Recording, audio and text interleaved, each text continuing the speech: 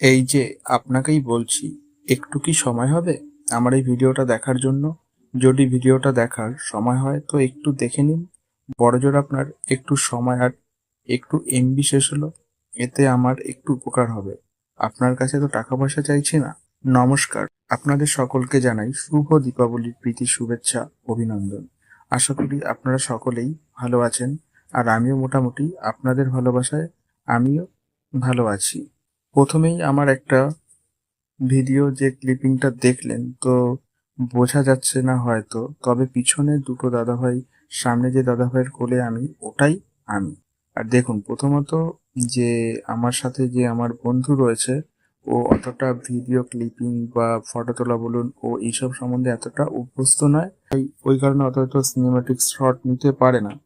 তো কি আর করা যাবে, তো যাই হোক, মানে যেটুকু মানে আপনাদের সামনে তুলে ধরতে পেরেছি, এটাই বা কম কোথায়, তাই না? তো সত্যি বলতে, কাল যেহেতু দীপাবলি ছিল, তো আমি আর আমার বন্ধু ঘুরতে বেরিয়েছিলাম।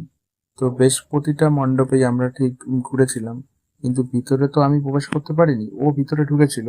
কিন্তু কি হয়েছে বলুন তো, মানে একটা সময় পর কি হয়েছে, প্রত্যেকটা চাঁদপাড়ার যতগুলো পুজো প্যান্ডেল পরিক্রমা ছিল মোটামুটি আমরা কভার করে ফেলেছিলাম। বাড়ি আসার পথে পুজো মণ্ডপের সামনে এসে না, এতটাই মণ্ডপটা এতটাই সুন্দর, দেখে মনটা এতটাই আকৃষ্ট করছিল, আর মনে হচ্ছিল কি, যদি ইস, পুজো মণ্ডপের ভিতরে একটু ঢুকতে পারতাম বা প্রবেশ করতে পারতাম, কতই না ভালো লাগতো। সত্যি বলতে, যেমন ভাবা তেমন কাজ, তার গৌরব উজ্জ্বল সঙ্গই সেটা, মানে আমার মনের কথাটা শুনেছিল হয়তো।